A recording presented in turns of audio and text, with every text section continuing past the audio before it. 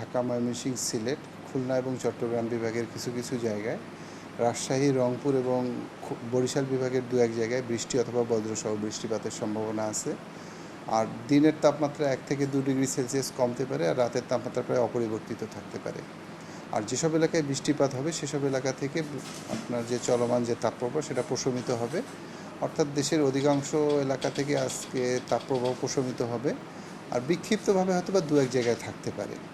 আর যে বৃষ্টিপাতের যে প্রবণতাটা, এটা আগামী আরও 3-4 দিন অব্যাহত থাকবে, এবং এই বৃষ্টিপাত যে সময়টুকুতে থাকবে সে সময় আবহাওয়া অনেকটাই সহনশীল পর্যায়ে থাকবে। যেটা আমরা সবাই জানি বা আপনারাও জেনে থাকবেন যে এপ্রিল, মে এবং জুন মাসে সাধারণত বঙ্গোপসাগরে সাইক্লোন তৈরি হয়ে থাকে, প্রি মনসুন এবং পোস্ট মনসুনে। তো এটা যেহেতু প্রি মনসুনে, তো এর ধারাবাহিকতায় এবছরেও আমরা আশঙ্কা করতেছি যে 20 তারিখ এবং পরবর্তী সময়ে বঙ্গোপসাগরে একটা লঘুচাপ তৈরি হবে, এবং এটা আরও ঘনীভূত হওয়ার সম্ভাবনাও আছে।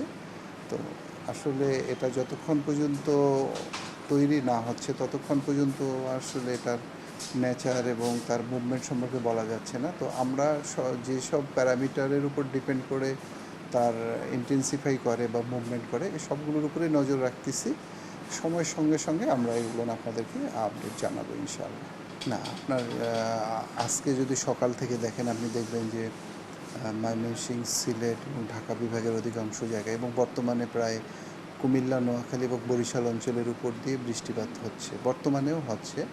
তো এই ধারাটা যেহেতু অব্যাহত আছে, বৃষ্টিপাতের প্রবণতাটা অব্যাহত আছে, অতএব আমরা ধারণা করতেছি যে অধিকাংশ জায়গা থেকেই এই তাপপ্রবাহটা প্রশমিত হয়ে যাবে।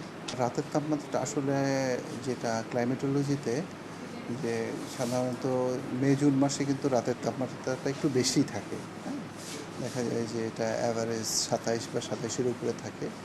তো এটা খুব বেশি ভেরিয়েশন হবে না, এখনও কিন্তু খুব বেশি নয়, কিন্তু ম্যাক্সিমাম টেম্পারেচারটা, মানে দিনের যেটা তাপমাত্রা, যেটা আসলে তাপপ্রবাহের মধ্যে সবচেয়ে বেশি প্রভাব বিস্তার করে, ওটা অনেকটাই কমে আসবে।